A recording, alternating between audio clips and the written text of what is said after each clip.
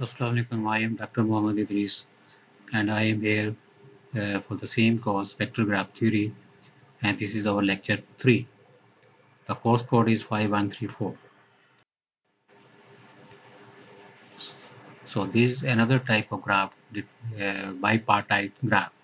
A graph G is called a bipartite graph when the set of vertices V can be partitioned into two disjoint sets, say V1 and V2. तो जैसे एक graph आपके पास है और उसके दो अलग-अलग अगर आप वर्टिसेस को डिसजॉइंट कर लें, ठीक है?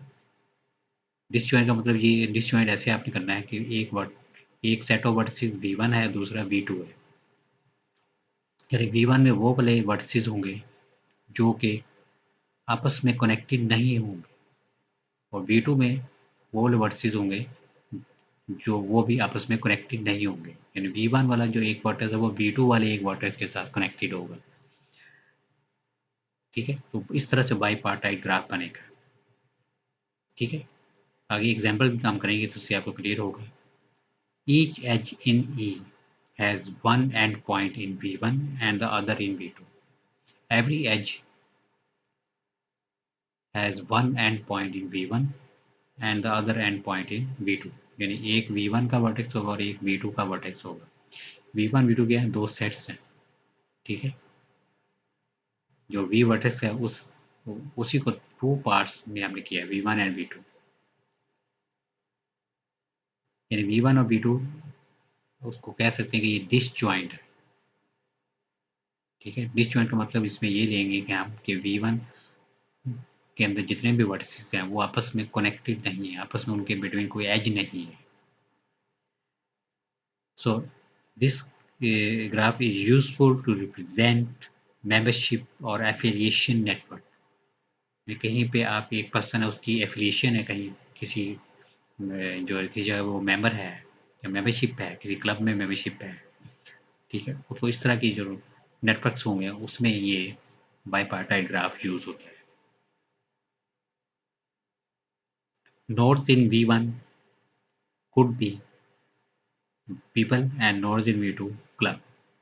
यानी कि V1 में अगर आप पीपल्स को ले लें, नंबर ऑफ पीपल, और जो नोड्स हैं, नोड्स इन V2 हैं, उसको क्लब ले लें।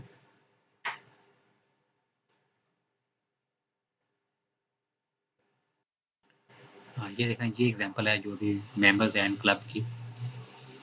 इसमें V1 वर्टेक्स 1 2 3 4 ये पीपल हमने ले लिए, 4 पर्सन्स हैं, 4 पर्सन्स हैं, एंड V2 है 5 6 7 जो नोड से शो किया हुआ है, ये क्लब्स ले लिए। फिर 5 6 7 जो है ये क्लब को शो कर रहे हैं और 1 2 3 4 यानी ये पीपल हैं। ठीक है, अब 1 जो है ना वो 5 के साथ कनेक्टेड है, 2 भी 5 के साथ कनेक्टेड है और 4 जो है वो भी 5 के साथ कनेक्टेड है, उनके बिटवीन एज है। इसका मतलब ये है कि 5 जो क्लब है, 5 नंबर जो क्लब है इसमें 4 पर्सन आ रहे हैं। तो ये देखिए एक अलग से एक सबसेट इसका बन गया, इसको सब ग्राफ भी कह सकते हैं। ठीक है, यानी 1 to 4 are those people 1 to 4 are those people which have membership in club number 5.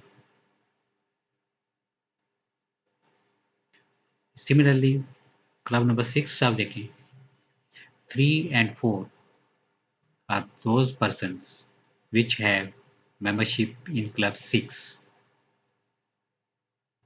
Similarly, in club 7 there is only one member. 3 is the person which has membership in club 7. Now, students, you can see that which person has membership in 2 clubs. Can you tell this? तो 4 जो है ना, 4 देखें, 4 जो number 4 person है उसके 2 club में membership है, 5 में भी है उसकी मेंबरशिप और उसकी मेंबरशिप 6 में भी है। ठीक है, तो ये देखें, ये इस ग्राफ से जो है ना क्लियर हो जाएगा कि किस पर्सन की कहाँ पे मेंबरशिप है। ठीक है, one important result about bipartite graph is a graph G is bipartite if it has no odd cycle.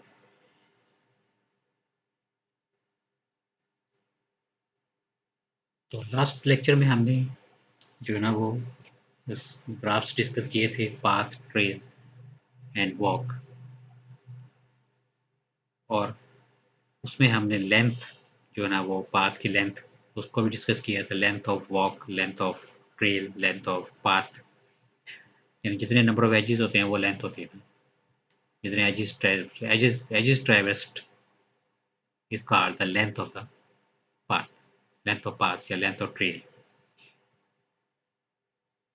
और लेंथ ऑफ साइकिल भी हो सकता है, साइकिल में जितने एजेस आ रहे होंगे that is known as cycle of length k, यानी ठीक है, साइकिल जो है ना वो जितने भी उसमें एजेस आ रहे होंगे।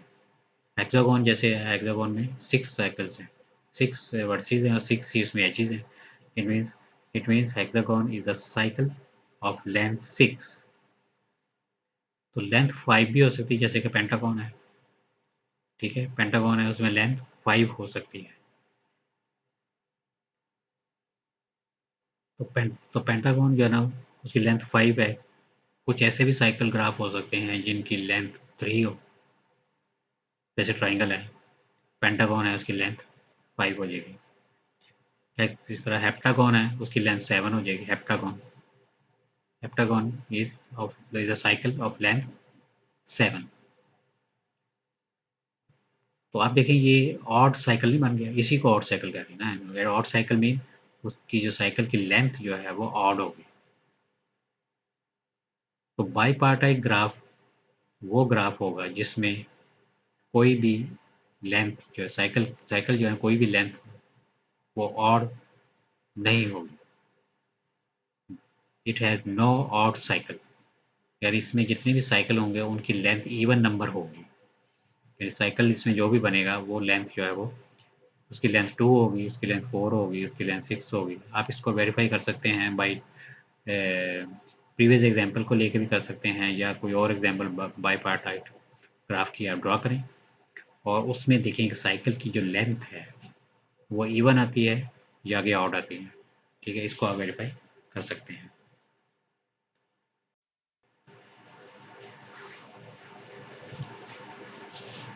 नेक्स्ट जो हमारा जो मेन टॉपिक है उसकी तरफ आते हैं, जो क्योंकि पिछली हमने कुछ टर्मिनोलॉजीज़ कर ली हैं, मज़ीद अगर कुछ नई टर्मिनोलॉजीज़ आएँगी तो उसको भी हम डिस्कस करते रहेंगे। Spectral graph theory emerged in 1950 and 60, so it's not an old topic.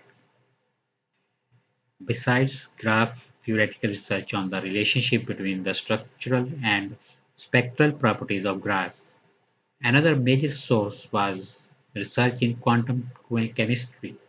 तो क्वांटम केमिस्ट्री जो है ना उसमें भी मॉडल्स यूज़ होते हैं, ठीक है, और स्पेक्ट्रल ग्राफ थ्योरी की प्रॉपर्टीज़ जो वहाँ पे यूज़ होती हैं। Quantum chemistry is the branch of chemistry focused on the application of quantum mechanics in physical models and experiments of chemical spectrum. It is also called molecular quantum mechanics. तो quantum mechanics ये chemistry की branch है, लेकिन इसमें जो physics के rules भी apply हो रहे हैं। आप देखें क्वांटम का जो वर्ड है वो आपने फिजिक्स में ही सुना होगा। तो केमिकल एक्सपेरिमेंट्स भी इसमें इन्वॉल्व होते हैं, ठीक है। तो इसमें जो मॉडल्स बनते हैं उसमें हम ग्राफ एनर्जी वगैरह कैलकुलेट करते हैं, जो कि स्पेक्ट्रल ग्राफ थ्योरी में हम पढ़ेंगे इसको।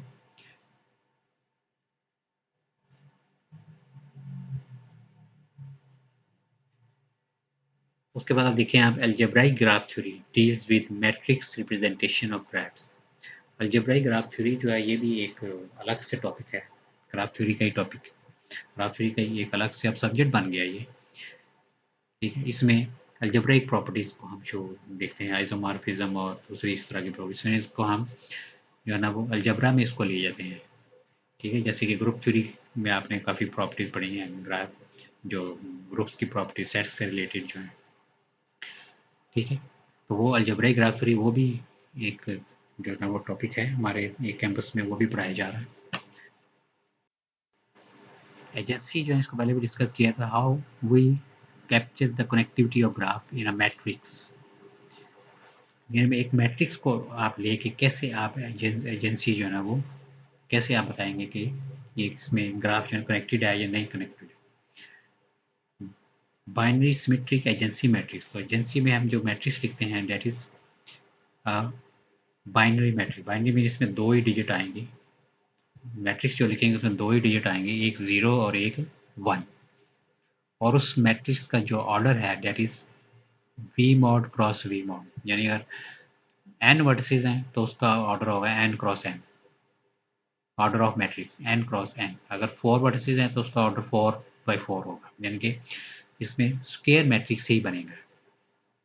और इसमें जो एंट्रीज हैं वो 1 होगी या फिर 0 होगी। 1 कैसे होगी, when there is an edge between two vertices, यानी i और j के बिटवीन जो एज, अगर कोई एज है तो वो उसकी एंट्री 1 लिख देंगे, अगर एज नहीं है उनके बिटवीन तो वो 0 लिख देंगे। सेल्फ के बिटवीन जो होगा, जैसे 1 और 1 का जो एज है वो भी 0 ही होगा, क्योंकि उनमें भी सेल्फ लूप तो होगा नहीं। ठीक है, सिंपल ग्राफ की इसमें हम कैलकुलेट करेंगे। सिंपल ग्राफ जो जो डायरेक्टेड ग्राफ है या डाई ग्राफ है उसके लिए हम फिर अगर 2 एजेस हैं तो उसकी जो वहाँ पे 2 वो भी हम आगे करते हैं, उसकी जो लेंथ, उसके जो एंट्री है वो वहाँ पे 2 लिख देंगे अगर 2 एजेस हैं। ठीक है, note that the vertices are indexed with integers 1 2 3। Vertices हैं उनकी जो इंटीजर्स के फॉर्म में लिखते हैं 1 2 3 कि ये फर्स्ट वर्टेक्स है, ये सेकंड वर्टेक्स है और ये थर्ड वर्टेक्स है। In other words, A is one of those entries whose row column indices denote vertices in V joined by an edge in A and is zero otherwise। ठीक है, यानी कि हम इसको मैट्रिक्स को लिखेंगे कैसे, हम सारे वर्टिसेस एक रो में लिख देंगे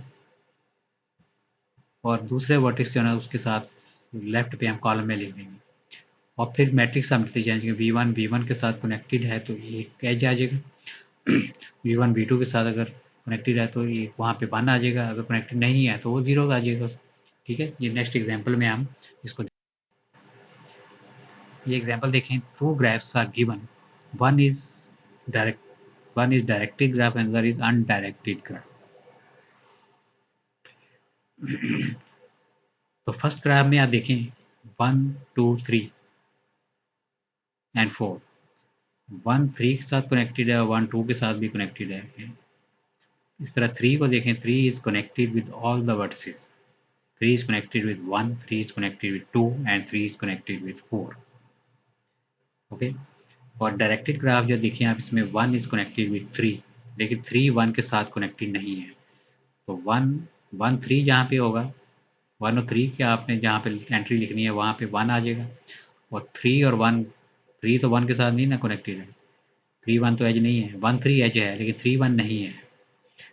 ठीक है, तो वहाँ पे 0 आ जाएगा 3 1 का। ठीक है, ये नेक्स्ट मैट्रिक्स में आप देखें जो हमने शो किया हुआ है।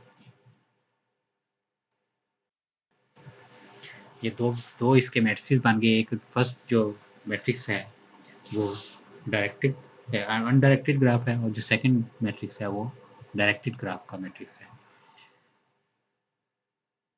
तो पहला जो एलिमेंट आप देखें वो 0 लिखा है, इट मीन्स कि V1 और V1 के साथ जो ग्राफ है वो 0 होगा। सेकंड जो है ना वो V1 और V2 के बिटवीन एज है तो वो 1 आ जाएगा, और अगर एज नहीं है तो वो 0 आ जाएगा। सिमिलरली है डायरेक्टेड ग्राफ का जो मैट्रिक्स है उसमें भी आप देखें जो 1 और 2 जो है वो एज है, 1 और 2 का देखें तो वो एज है उसमें, लेकिन 2 1 अगर आप देखें तो वो एज नहीं है, वहाँ पे 0 लिखा हुआ है। ठीक, तो ये एजेंसी मैट्रिक्स से easily you can understand. Adjacency matrix is useful to store graph structure, यानी कि स्ट्रक्चर के बारे में आपको बताया कि कौन सा वर्टेक्स किसके साथ कनेक्टेड है। Also operations on A yields useful information about G। ठीक है, ए पे आगे फिर आगे जो आप पढ़ेंगे आगे हम इस पे डिफरेंट टाइप के ऑपरेशंस जो ना वो यूज़ करेंगे। ठीक है, यानी कि इस पे रो ऑपरेशंस मैट्रिक्स है तो इसमें ऑल मैट्रिक्स ऑपरेशन अप्लाई हो सकते हैं। और हम देखें कि वो जो ऑपरेशन है वो क्या शो करते हैं।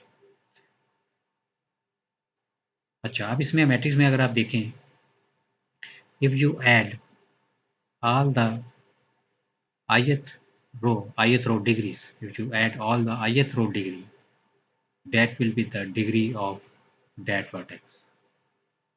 ठीक है, यानी कि अगर आप V1 को देखें तो V1 की रो में जितनी भी एंट्रीज लिखी हैं उनको ऐड कर लें तो वो V1 की डिग्री होगी। अगर V2 रो देखें या सेकंड रो को देखें, वो V2 वाली रो है, तो उसको ऐड कर लें, सारी रो एलिमेंट्स को ऐड कर लें तो वो V2 की डिग्री होगी। तो ये फार्मूला है summation AIJ is equal to DI। So this how you can find the degree of the vertex, simply adding the row entries।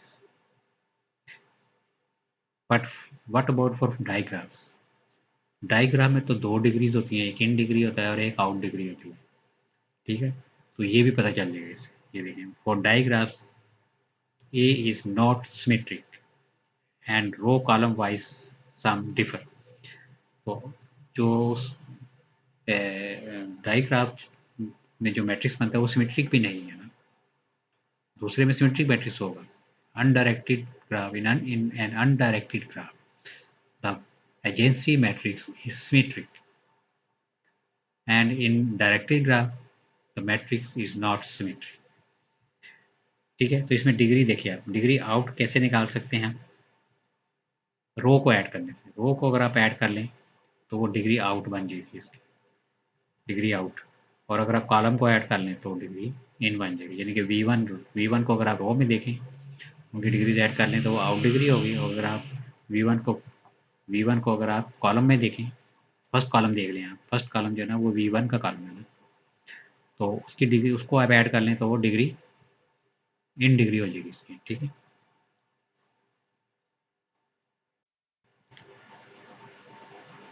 Next we come to the spectrum of a graph. The set of distinct eigenvalues of the agency matrix with their multiplicities is called the spectrum of the graph। यानी जो eigen values है, अगर आप matrix की agency matrix जो आपने निकाला है, ठीक है, अनडायरेक्टेड ग्राफ की बात कर रहे हैं, अगर आपने एजेंसी मैट्रिक्स का निकाला हुआ है और उसकी आइगन वैल्यूज निकालनी है, ठीक है, आइगन वैल्यू की बेसिक टॉपिक है ये, तो आपने मेरा ख्याल है BS में पढ़ा हुआ है। ठीक है, कि मैट्रिक्स की आइगन वैल्यूज कैसे निकालते हैं जिन, ठीक है, दैट्स यू ऑलरेडी नो। तो उनकी आइगन वैल्यूज को निकाल लें और उसको इस फॉर्म में लिख लें, spec G, spectrum of G is spec G is equal to λ1 m1, λ2 m2 and so on λi mi। λ1 is λi is an eigenvalue and mi is its multiplicity, यानी कि λ1 आइगन वैल्यू है और mi जो है वो क्या show कर रहा है कि ये कितनी दफ़ा ये वैल्यू रिपीट हो रही है। आइगन वैल्यूज़ अगर फॉर एग्जांपल 4 आइगन वैल्यूज़ हैं और जो एक आइगन वैल्यू है वो 2 दफ़ा रिपीट हो रही है, तो उसकी मल्टीप्लिसिटी 2 आ जाएगी, m की वैल्यू 2 हो जाएगी। ठीक है,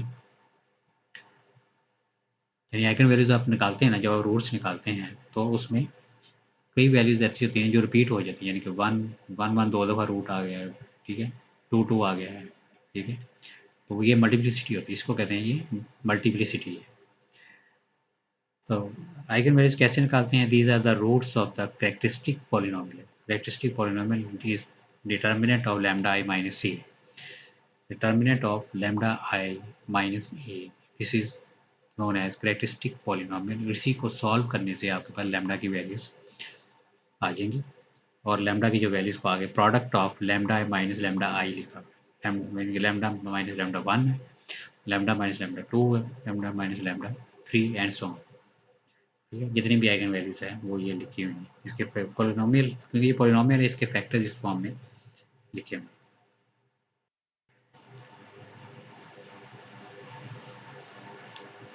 Some more results about the uh, degrees, about the eigenvalues. Let G be an undirected simple graph with n vertices, then sum of all eigen values will be zero. यानी कि simple जो undirected graph है उसमें जो eigen values को आप add करेंगे तो जीरो आना चाहिए, ये प्रॉपर्टी है इसकी। ठीक है।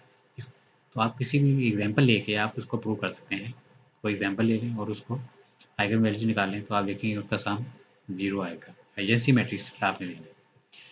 And similarly summation lambda i is equal to degree v i, sum of all degree v i.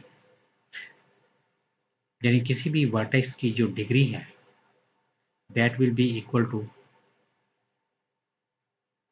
Sum of all eigen values. यानी जितने भी वर्टिसेस हैं उनकी डिग्री को आप ऐड कर लें, that will be equal to sum of all eigen values. Sum of all degrees of vertices, vertices degree sum कर लेना तो वो आइगन वैल्यूज के सम के इक्वल हो। ठीक है, ये भी एक प्रॉपर्टी है। For a symmetric real n cross n matrix A and lambda i be eigen value, ये भी बहुत इंपॉर्टेंट रिजल्ट है, इसको आप वेरीफाई कर सकते हैं बाय एन एग्जांपल।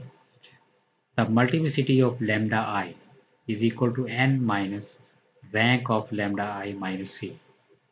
यानी जो वैल्यू आपने लैम्डा की निकाली है, for example lambda i value i है, ठीक है, that will be equal to n minus rank of lambda I minus A. Lambda lambda I minus A पहले आपने मैट्रिक्स निकाला होगा, उसमें लैम्डा की वैल्यू जो निकाली है वो सब्स्टिट्यूट कर दें। ठीक है, तो उसका रैंक निकालें आप। रैंक को फिर n में से माइनस करना है, that will be equal to multiplicity of lambda i. यानी कि मल्टीप्लिसिटी लैम्डा ये पता चल जाएगा लैम्डा आई कितनी दफ़ा रिपीट होगा, लैम्डा आई कितनी दफ़ा रिपीट होगा। ये भी एक रिजल्ट है, बहुत इंपॉर्टेंट रिजल्ट है ये। ठीक है, आप इसको एग्जांपल लेके इसको सॉल्व कर सकते हैं। जैसे कि आप नेक्स्ट देखें, प्रूव डैट स्पेक्ट्रम ऑफ के इज इक्वल टू दिस, के एन इक्वल टू दिस। तो कोई भी आप कंप्लीट ग्राफ ले लें, के थ्री ले लें आप, ठीक है, और उसकी आप आइगन वैल्यूज निकालें और ये दोनों रिजल्ट उसमें सेटिस्फाई कर सकते हैं। ठीक है, यानी के थ्री ग्राफ आप ले लें और उसकी आइगन वैल्यूज निकालें, then you can satisfy this one. इस तरह से find the spec of K M N of bipartite graph for the cycle graph C N. Similarly, you can find a result, find the spec of Kmn of the bipartite graph. For the cycle graph Cn, find the spectrum of the cycle graph is 2 cos of 2 pi j over n। तो ये भी आप verify कर सकते हैं। ठीक है, तो ये आप अपनी असाइनमेंट में आप लिख लें कि ये तीन रिजल्ट जो है ना, बल्कि चौथा रिजल्ट मल्टीप्लिसिटी का भी है, चारों रिजल्ट जो है ना वो आपने वेरीफाई करने हैं। कोई एग्जांपल लेके आप इसको प्रूव कर सकते हैं। ठीक है, स्पेक्ट्रम ऑफ बाईपार्टाइट ग्राफ भी आपने निकालना है, के एम एन में कंप्लीट ग्राफ आपने लेना है, यानी कि वो ग्राफ आप लेंगे in which every vertex is connected with every other vertex. ठीक है, कंप्लीट बाईपार्टाइट ग्राफ। ठीक है, पहला जो दो रिजल्ट है ना, ये कि मल्टीप्लिसिटी वाला और वो जो के एन वाला जो है, ये तो एक एग्जाम्पल में ही प्रूव हो जाएगा। ठीक है, यानी के थ्री आप एग्जाम्पल लें तो उसमें आप प्रूव कर सकते हैं, के फोर से भी कर सकते हैं। ठीक है, बाकी जो है साइकिल ग्राफ की कोई एग्जांपल लेके कर लें और एक बाईपार्टाइट की एग्जांपल ले लें। Spectrum of regular of graph, K regular graph has each vertex of degree K. अब रेगुलर ग्राफ जो है ना, इसकी डेफिनेशन मेरे ख्याल पहले नहीं हमने पढ़ी। तो regular graph is a graph in which every vertex has degree k. Two regular अगर आप कहते हैं graph is two regular, it means every vertex has degree two. ये साइकिल ग्राफ में होगा, cycle graph every vertex has degree two. इसकी example है cycle graph. G is k regular if and only if kx is an eigenvector of A. G is k regular graph। ये देख रहे हैं, ये हमने एक रिजल्ट, बहुत इंपॉर्टेंट रिजल्ट है, इसको भी आप वेरीफाई कर सकते हैं किसी भी रेगुलर ग्राफ के लिए। The graph G is k regular if and only if x is an eigenvector of A and ax is equal to kx।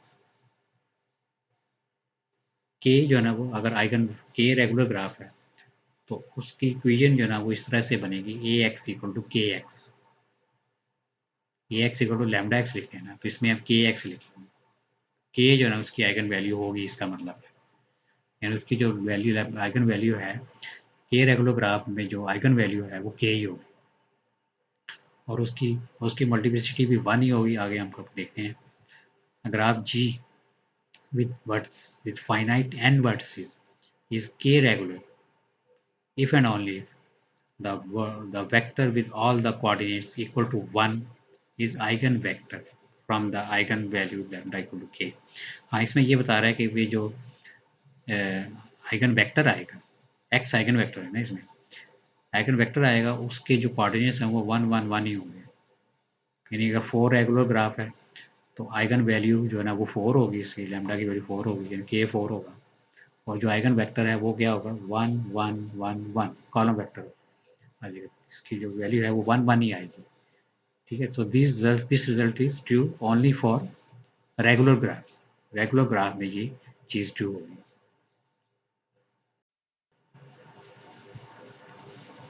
Consider an undirected graph of G of order n with agency matrix C. If G is k regular graph, then lambda 1 जो है ना k equal हो, यानी कि अगर k regular graph है तो उसकी आइगन वैल्यूज जो है ना वो एक से ज़्यादा आइगन वैल्यू आ सकती हैं। तो उसकी एक जो फर्स्ट वैल्यू है लैम्डा 1 वो k ले लेते हैं उसको। एक वैल्यू तो k लाजमी आएगी ना उसमें, बाकी और भी वैल्यूज हो सकती हैं इसमें।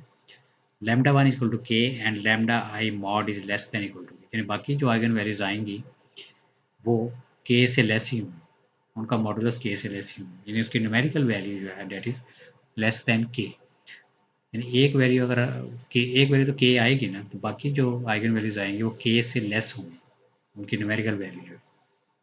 ठीक है, और i इज इक्वल टू 2 तो ये भी एक इंपॉर्टेंट रिजल्ट है रेगुलर ग्राफ के लिए। g is connected if and only if lambda 2 is less than k।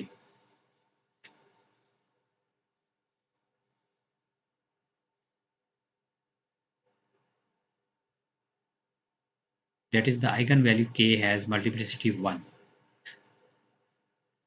ठीक है, यानी कि अगर आइगन वैल्यू जो है उसकी मल्टीप्लिसिटी